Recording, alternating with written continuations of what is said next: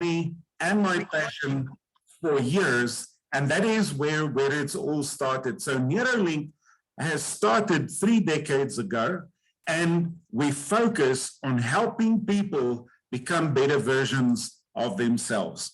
But in a nutshell, let's just have a look at why should people be comfortable with the construct of neuroagility. Why is neuroagility relevant to the workplace? When the 4th Industrial Revolution started a few years ago, lots of people referred to that world as the VUCA world, and the words VUCA represented a world that is changing so fast that it's volatile, it's uncertain, it's complex, and it's ambiguous. And what it introduced to us was that change is going to happen at a rapid pace like never before, which requires of every single individual on this planet to modify their behavior and adapt to our world as it is changing. And that requires of us to be agile people. So in the past many years, there's been a lot of talk about agile people, agile organizations. We hear words like learning agility, business agility, leadership agility, emotional agility, and so forth. And that agility means flexibility. Now, if this is the world in which we work, what is so important is what are the skills going to be needed?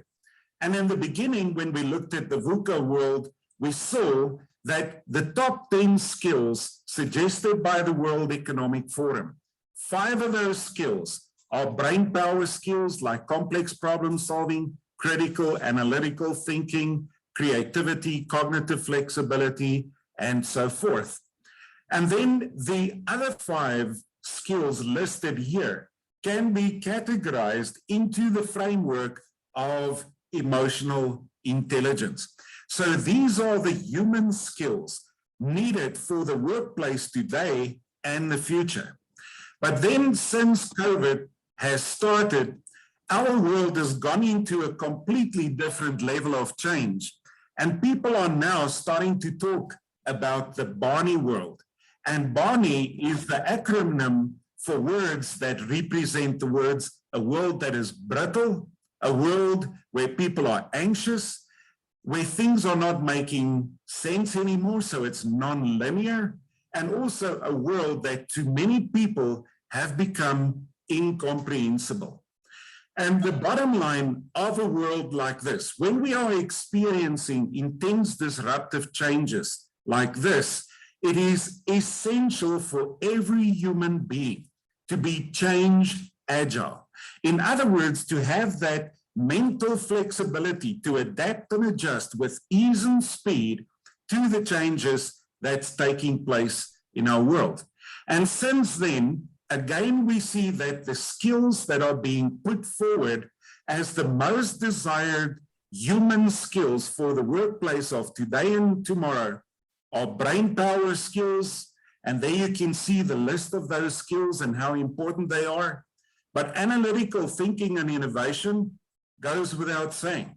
We still got to have that analytical scientific approach, that critical thinking approach.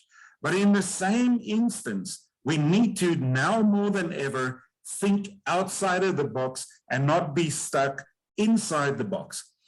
What I'm saying to you is the context of a rapidly changing world forces us to amplify the brain power skills that we have.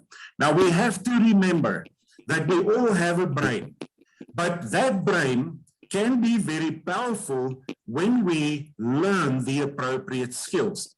And that is why we often talk about change agility cannot start at any other place than being neuroagile. Now, I want to get to just the idea of neuroagility. Let's just define what is neuroagility all about. The word neuro means nerves, your brain, and your nervous system. But the word agility has 3 keywords in it. It means fast, easy, and flexible. So directly translated, neuro agility means that we need a brain that is fast, that is easy, and that is flexible. So neuro agility means we need to learn, think, and process information with ease, with speed, and with flexibility. If we, for instance, now look at talent selection requirements, whereas previously and still it is required, if we apply for a job, we need to show proof of our qualifications, our experience, and performance in our prior jobs. But even now, if you do all those things, the fourth and defining question in the first world countries today is, let's say I have 4 candidates, who of the 4 possible candidates are most mentally agile?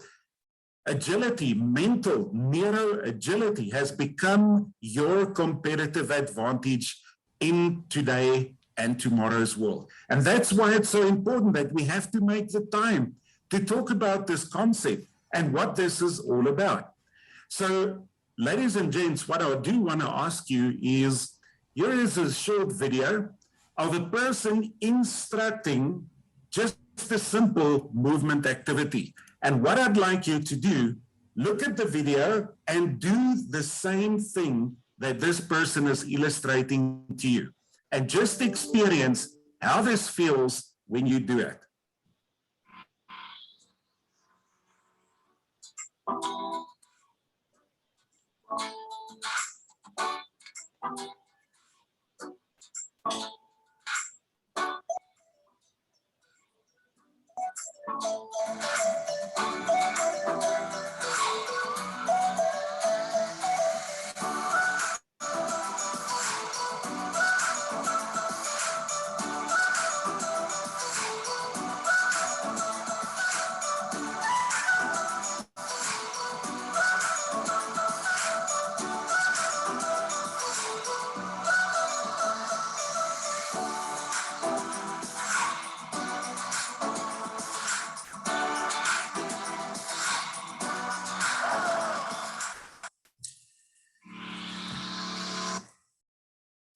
Okay, so how was that for you?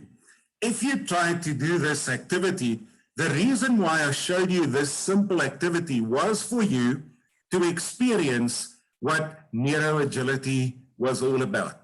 Even if you got that exercise right, let me ask you this. How easy was it for you to do it? How fast can you do it? Now, this just gives you an indication. Just because we have a brain, but we have not developed to optimize the speed and the ease with which we process information, it is not going to make things for us easier. So neuro agility is first and foremost a performance optimization tool. We use it in business, in schools and universities, learning institutions, and the sports field to help people improve their brain performance. It is a tool to help you identify how you are talented and what is your unique potential. But it is also a tool that is used in the worlds of business to select talent, to manage talent, to reduce the risk for human error and the mistakes that people make. And it is a fantastic tool to develop agile people and agile leaders and team leaders. And people may often say, so why should I do it?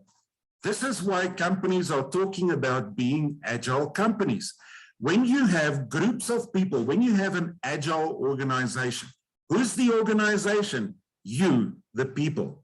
But when we have people with fast, focused, and flexible brains, let's just have a look at the statistics of how agile organizations outperform non-agile organizations.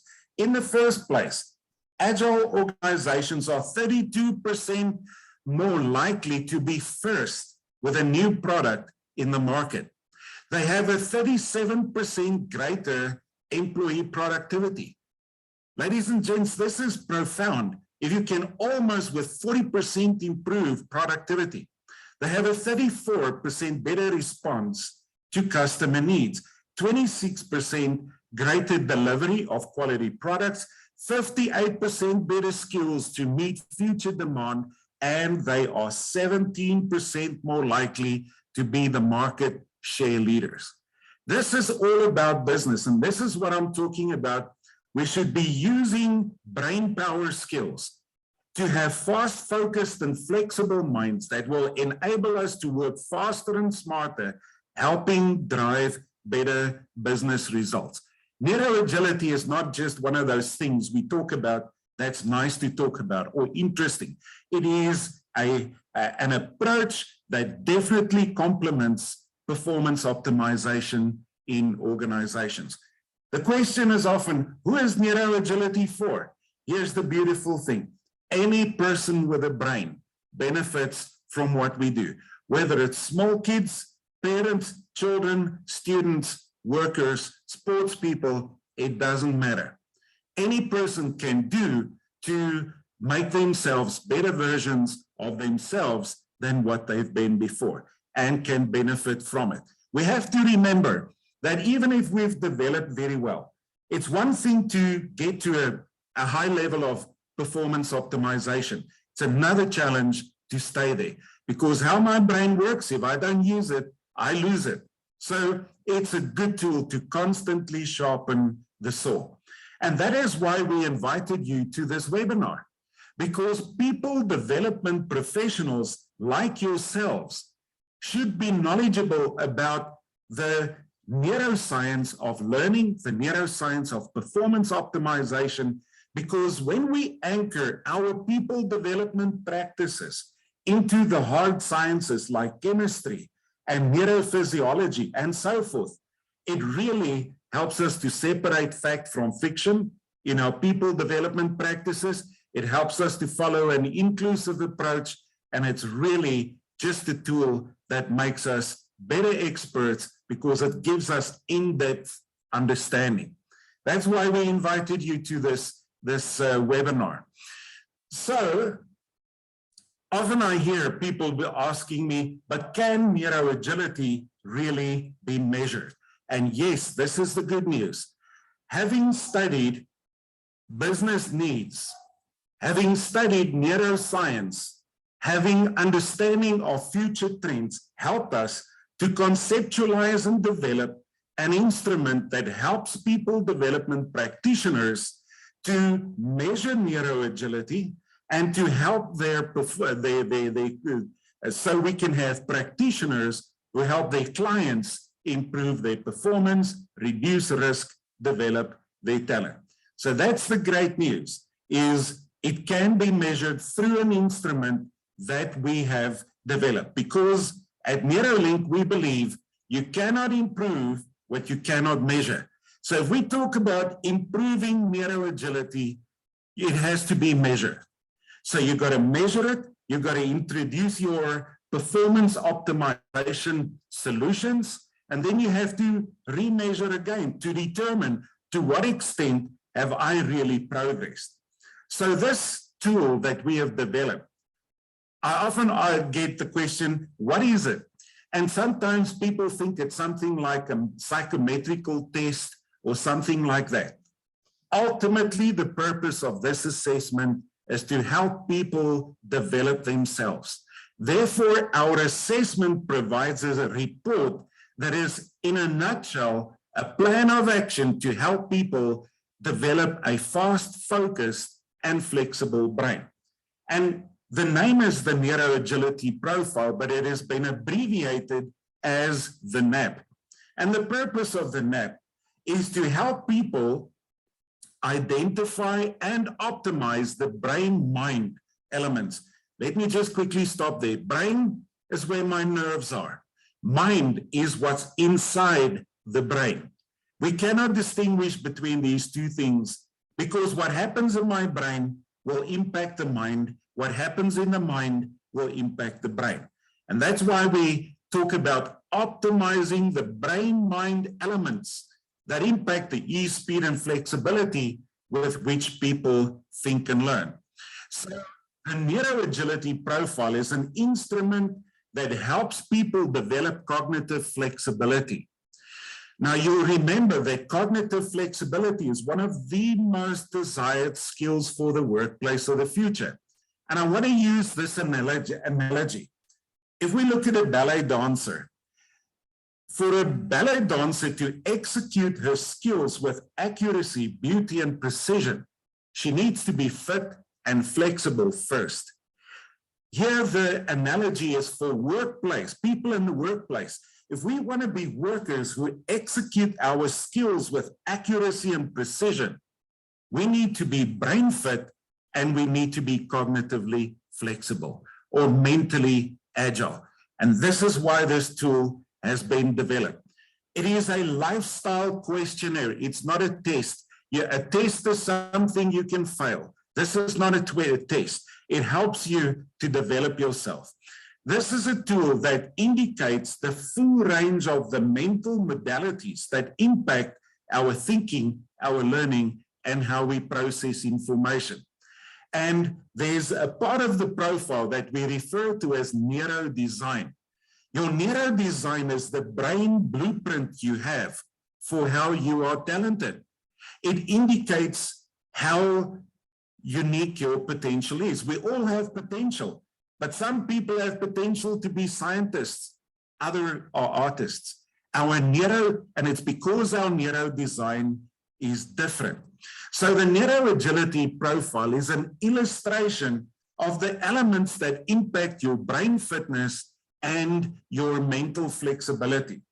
It is an assessment that measures the interplay, the integrated functioning of the physical brain regions with your mental faculties. So that's why it's a tool that looks at brain and mind. It is an illustration of brain fitness and mental flexibility. On the one hand, we have drivers that impact your brain performance, that improve it. These drivers are the things that helps you to process information, to learn and think faster and easier.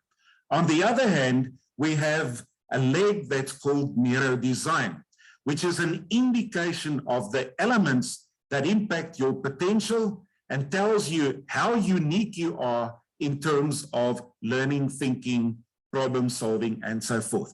Remember, we all learn, but in different ways. We all think, but in different ways. We can solve problems, but our points of departure is always different.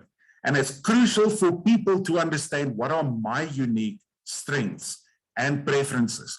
So neurodesign is an indication of a person's natural default preferences. And I want to also finalize what it is. It is the most advanced brain performance optimization that exists. If it comes to truly improving brain performance, increasing brain health, this is the most advanced and comprehensive tool there is. So it's great to talk about the skills we need. We need to be neuro-agile. But the starting point to develop it is to measure it. So I can see where am I at the moment, and how this assessment works is it indicates dashboards. Where are you at, and in which areas should you be developing further? And that is why the Neuro Agility community is expanding. There are some people on this call today who are already part of the Neuro Agility family. And that means they've been trained as practitioners in Neuro Agility.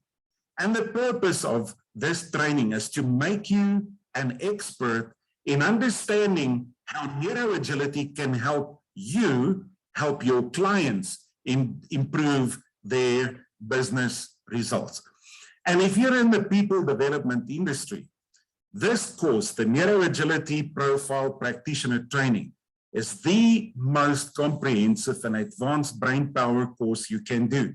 And it's going to give you a fantastic foundation and also tremendously well complement the skills and the competencies, the skill sets that you already have. So when people do this training, the question may be, so what can I do with this training. If I become a practitioner, what does it mean to me? In the first place, you become an expert who can use our brain profile assessments, you can sell them, and with our assessments, it's not just what we assess, but we also have a state-of-the-art online self-study brain booster agility program that offers all the solutions that was identified in the assessment to develop that, and then you can reassess also. All those things become at your disposal when you become a practitioner. We teach you how to debrief your clients. We teach you how to debrief teams, how to sell it, how to help your clients improve their performance, enhance their brain health. Some of our consultants even use it in the workplace to help people align their job functions, excuse me, their job functions with their natural design. Ultimately, the purpose of the tool is to improve performance and help you get better results, make less mistakes, and get the best out of yourself. This is what this whole science, this whole construct of neuroagility is all about. And it is a tool that we have designed that whether you're a coach or a therapist, a psychologist, a teacher, a lecturer, somewhere in the world of business, a people development expert, or a consultant, this skill set, this brain power skill set is going to significantly complement the work and the impact that you have there where you are, if that is got anything to do with people empowerment. So bottom line, why are we talking about practitioner training? This is one of those trainings that helps you to be in business for yourself, but not by yourself. So we take care of the branding, the science, the tools, the solutions delivery, so you can take care of the business part. That's the partnering that we are offering to people. So you can add a well-recognized brand to your portfolio. You can introduce a new revenue stream to your business. It helps you to expand your revenue potential. It even helps us to go back to old clients and regenerate new business from people where you already have a strong trust relationship and where you have produced great results. And then it diversifies your products and services. But the bottom line, the work that we do has a meaningful and significant impact in the lives of people. And obviously, this skill set helps you to future-proof your career and stay relevant in terms of the work that you do. So, ladies and gents, I want to just summarize the session today by simply saying that an agile brain, powered by the skills to solve complex problems, to make accurate decisions fast, and also the cognitive flexibility to access the full range of all thinking and learning modalities simultaneously. That is your and my competitive advantage, and also the secret ingredient for individual, team, and organizational success in a technologically advanced world. The point is, ladies and gents, that's why I'm passionate about this. The brain is the greatest asset that we are ever going to have. If we help our brain to help us, then we are truly making our world a better place. We're truly making it work better. So, ladies and gents, thank you for listening to me. I know I talk a lot and I do get very excited about it. It is now your time to talk and ask some questions if you have any. Thank you very much, André, for your inspiring presentation. Now we leave the floor to you. You can share your questions in the chat.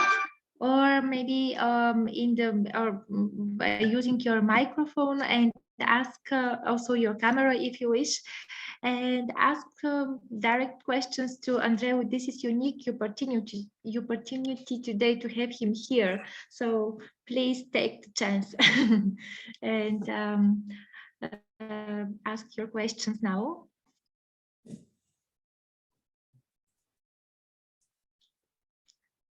I also prepared, of course, some questions, but I would give the floor first to the participants to maybe to see what provoked them in your presentation, and about the Neuro Agility itself, the Neuro Agility Profile assessment.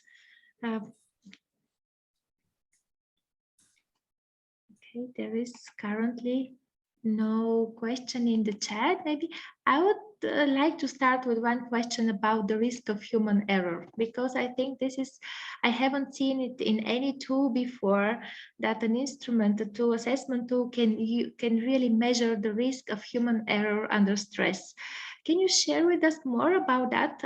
What does it mean exactly? How is it measured? And maybe give us a practical examples. I know that you have great case studies. There was with a mine in South Africa, where with measuring the human error and which are the hindrances in the brain, then you propose some concrete measures that helped people improve their health and safety environment.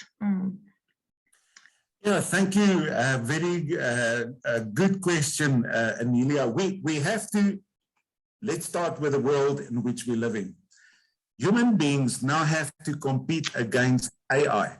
AI is technology that aspires to zero error. The challenge for humans are that we make between 6 to 8 errors per hour. That some studies suggest that in companies, a normal human being in a company can, as much as cost a company $100,000 a year in mistakes that they've made in the workplace that in some way or the other has negatively impacted productivity or cost them money and so forth. So human error is huge. And for us as human beings, if we want to at all be competitive, we need to reduce the volume of human error that we emit. Just in the UK, in the United States, human error costs the United States and the UK more than 18 billion pounds per year. This is bad for business. Now, you mentioned working in mines. Whenever you work in an industry where paying attention to important details is very important, like I'm a chartered accountant, I'm a banker, I need to pay attention to the facts and I cannot omit mistakes there. But on the other side of the coin, when you work in the mining industry, in the military, in the security industry, manufacturing, people can get hurt and killed in an instant. So it is very bad for business when there are too many mistakes. Now, I'm going to tell you a story about just one of many of the experiences I've had. Whereas in a mine, it's an iron ore mine, there was an accident and the crane operator who controlled the crane died. Now, they warned him about a possible accident where the crane can slip. He acknowledged it, and they told him to not go past a certain point. He acknowledged it, yet he still went past that point, and he had a fatal accident. The reality is, except for the loss of human life, the mine was locked for 3 days because there was a whole investigation on why this happened. And that mine lost 150 million in 3 days. To give you an impact on what human error does, it is devastating for business and for human life.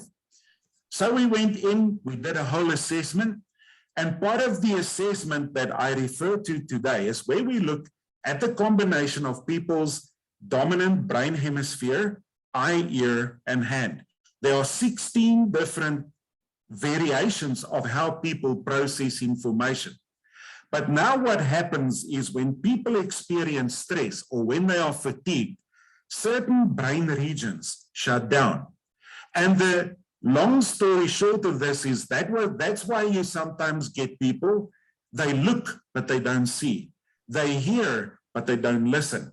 They have ideas, but they cannot verbalize what they think or what they feel in a test situation, or they cannot clearly express a warning to another person and the other person has a mistake. This is what happens. So part of the Neuro Agility Profile is to look at the combination of how that person processes information to determine, do they have potential risk for error? And then the idea is to empower them with brain agility tools to minimize that risk. So the idea is not you want to change the dominance pattern. You need to empower the person who's driving the crane, the soldier, the person in the security industry, the chartered accountant, help them to not make mistakes. Because we need to remember as human beings, for instance, even if we control AI, we control it, but we cannot have monkeys controlling advanced technology.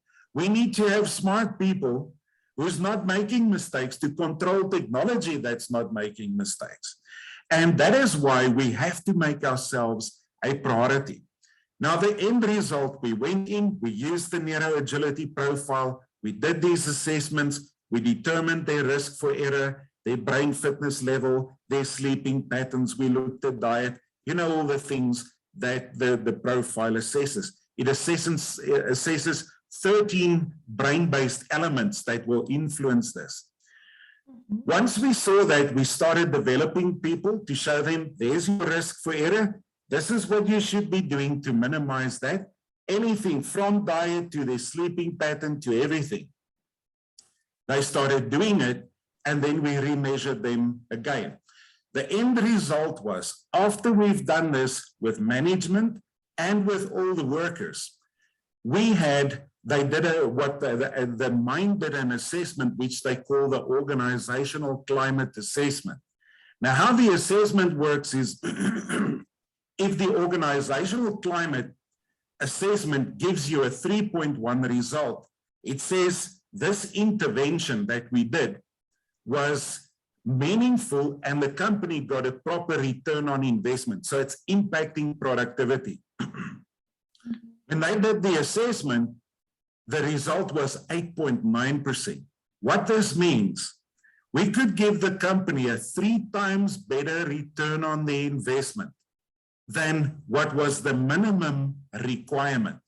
So they save, and this resulted in 1, saving lives, 2, hundreds of thousands of accident-free hours, less absenteeism in the workplace. And here's the thing, productivity was so much up. A year later, a 14th performance bonus check was paid to the value of 4.5 times their monthly salary. That was the productivity, the performance bonus they received. Now, in my book, Amelia, that's good business. And this is why we do the work we do, not because it's the flavor of the month and it's interesting. We save lives. We help people be better versions of themselves, but we help business make money and drive business results. Thank you for this very detailed answer. I knew about this case study. I wanted you to share that with the participants because it's really amazing with how it concrete measures, programs based on our Neuro Agility Profile. You can achieve such results on every level, on personal, individual, group level, organizational level, and bottom line level, of course. That's also important. We have also one question here from Kostadin Michov, I believe was the name. What is your neuroagility and can it change with the time? So it's, I guess, a personal question, but maybe about the changing with the time. Is it possible to change it? Yeah, that's the good news. And thank you. That's a good answer, good question to ask. We have to remember your brain is a progressive organ. It either gets better or it gets worse, but it never stays the same. So we have to, even if we are well-developed people, we need to still constantly take ourselves up to the next level of performance optimization. When you work with a human brain, the neuroplasticity has a golden rule that says, if I don't use it, I lose it. That's why I get better or I get worse. And the analogy, you have a body, you take care of it, you practice, you become fit. You stop practicing, you become unfit. It's not difficult to understand it. The brain works exactly the same. So for us to really be at the top of our game, we have to continuously keep on sharpening the saw and developing ourselves. So neuro agility is not just a concept for people with potential risk for error, or people who are struggling when they are studying or something like that. It is for any human being because it's a self-management tool where I can see where am I at now, what do I need to do next, I can remeasure and see did I achieve it, but it helps you to move yourself forward all the time. So the answer is yes, neuro agility changes all the time. It can get better and it can get worse. But this thing of we stay who we are, that is scientifically inaccurate. It is not true. Even if we studied and we had great degrees and great experience, but at some stage we get into a comfort zone and we don't keep on challenging ourselves to the next level. If I don't use it, I will lose it. And that's why it is a great tool for every person with a brain. Whether I'm the CEO of a company or I'm a struggling student, it doesn't matter. Both will equally benefit as much from the same assessment. Thank you very much, André. Really very detailed answers, which lead us to new questions. We have now a very interesting question. I hope that I read it correctly so that you understand it as well. So what impact does the fact that our heart and gut also contain brain cells have on the development of neuroagility? So what is the impact of this fact that our brain, our heart and our gut feeling, I guess, contain also brain fits? How does this impact our neuroagility? There are brain cells all over, but they all fall in the category of neurons. They are nerve cells. So whether the nerve cells are here, part of my spine, my heart, my body, if we talk about neuroagility, it is, yes, we talk about the word neuro, that's why we say brain-mind, because all your brain cells are not just in the brain as such. So neuroagility has a holistic approach of how the body's intelligence system, where the part of it is my heart, the biggest part is my brain, but a part of it may even be gut. It's one integrated system. And the gut or the heart doesn't need a different approach than what the true power station of the body needs. The brain controls the neurons of the heart and the neurons of your stomach as well. And there's that interplay between all these things all the time. So whether it is gut, heart, brain, everything we are talking about within the construct of neuroagility is included in that. Thank you. We move the focus now a bit to the children and to the teenagers, to the next generations. How can you please share more about neuroagility for children and teenagers? How does the assessment look like and how is it administered? I think, you know, with your brain, it's never too late to start any development. But we also have to remember that the earlier we start, the bigger the results are that we get. The easier it is for people to just develop themselves. So In my book, it is essential. That is why we've developed assessments for school children and for students as well. You've got to start earlier. And the purpose of the assessments for the school children are, one, the parents and the teachers need to understand the neuro design of the child. It means, what is the potential of this child? How do they learn? How do they think? Do they have potential learning difficulties? What I refer to in the workplace as human error. That happens in the school, the classroom as well. And it's the same neurological factors that influence that. And if children go on too long in school without us very quickly identifying potential learning difficulty, and then helping them, neuroagility says, when you create balance all over and you optimize performance and brain health, it minimizes the impact of that. And the quicker you start doing that, the less trauma children will experience with learning. We have to understand that the world is exploding with information. What I have studied when I was in the final grade of school is most probably maybe early high school or late primary school. The volumes of information has exploded, the quality, the quantity. And now children has to work through at least 50 times more information than I had to work with. How am I going to do that if I don't have sufficient skills to very quickly filter the data to meaningful information and meaningful information to what is necessary? Without those advanced volume reduction skills, those brain power skills, it is just too much for children to get through everything. And then you get smart kids who are not coping, but it's not because there's something wrong with them. It's a lack of skill. It's not even a lack of brain power. I can have brain power, but brain power without skill is still not going to make me competent.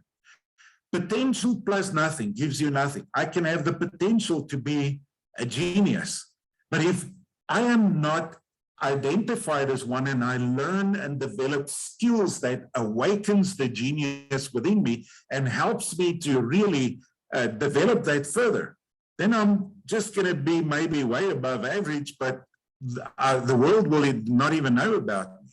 So you cannot improve what you cannot measure. If parents want to help their children, they need to have these tools to understand, how can I help my child be the best version they can be? But how am I going to do that if I do not have a validated and reliable measurement in my hand that tells me your child is talented like this, and these may be potential opportunities, and this is where they need to still develop. And once you know that, again, it's what I said in my presentation, now you have a plan of action to know how to help them be better versions of themselves.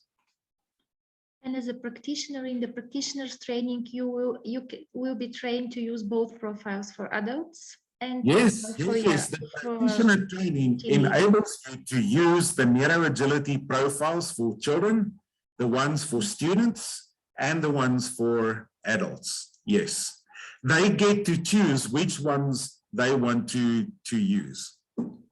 So we have 4 more questions now. I'm not sure if we will have the time to go through all of them, but because we are going to talk about the group profiles at our next webinar, which is next Friday, the last webinar of this first round of inspirational talk. Next Friday, 1 o'clock, we will talk about the group profiles. I will ask the next 2 questions about does Neuro Agility Profile explain the communication and conflicts, and how? Maybe this would be. There's not a better tool than understanding your Neuro Agility profile to understand what type of communicator you are. To give you an example, the Neuro Agility profile shows you, are you an expressive or a receptive communicator? The expressive person, they make noise, you hear them. Whether you want to hear them or not, you hear them. Your receptive are your introverts. They are quiet. The profile shows you that.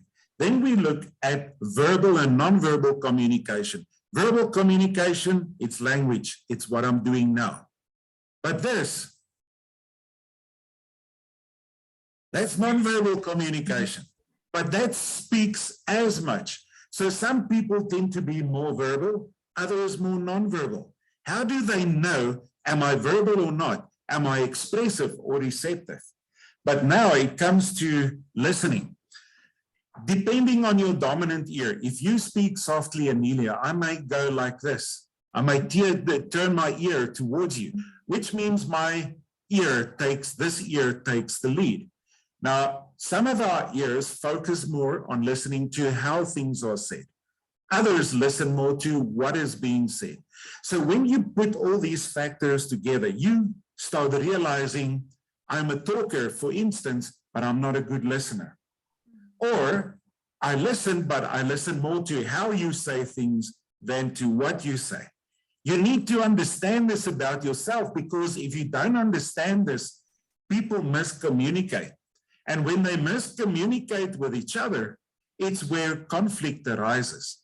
This is why, for instance, I mean, if you're a coach, and I know you're a very renowned coach, Amelia, I mean, you do your work through communication, which means you need to be an excellent verbal and nonverbal, expressive and receptive, what and how communicator. And that doesn't happen automatically. If you do not know your strengths, we need to understand who we are. But for instance, if I'm a coach, I need to understand how my style, my communication style, will impact my client. But then when I coach my client, I need to understand who is my client. Let's say my client is more introvert-like. Then the communication is not always going to be easy. But if you know it, you can do certain things to ease up the process. You need to understand who am I coaching? And that's why it's so important for us to understand this about ourselves. But the moment we understand it about other people, it helps us establish a better social bond with them, because now I understand I need to approach you differently, because if I speak your figurative language, the chances for us to have a rapport and a social bond is so much better if I speak your language. But then I need to know what that is. And this is what the value of this instrument is all about. Thank you very much. And I will finish with one more question, which is apparently interesting as well, because you mentioned application, another area of application of neuroagility, and namely the sport. How does it look like there? I don't know if here are some active sport people, but it would be interesting to know what is the application there. It is so important to remember that the world of competitive sport is extremely challenging. I mean, people are working hours a day to maybe have a millisecond of a second perform better than another one. One of our fellow members, she's an honorary member with us, she's a double Olympic swimming champion. She won the world record, or she broke the world record 5 times. Her name is Penny Haynes. And if you listen to her, she's been this world famous sports person. But what the big challenge is, there's a big focus on physical optimization. But if you really think about it, a good sports person needs to be able to outthink, outlearn, outcreate the competition. In other words, your brain power, you need to be smarter than your competition. You need to think clearer, better, have more mental toughness than your competition. And that's a big mistake that the world of sport often does. We focus on optimizing the physical abilities, but we do not realize that sometimes the competitive advantage is to think smarter than the competition, to learn quicker than your competition, and to find ways of how you can improve your own performance better and neutralize those neurological hindrances. So we do a lot of work on the sports field. You'll see that even some of our case studies has to do with optimizing the performance of athletes. And the reason for it is the physical development. There are the gyms and the science and the tools to measure all these beautiful things. But how much do coaches do to improve the brain performance of their athletes?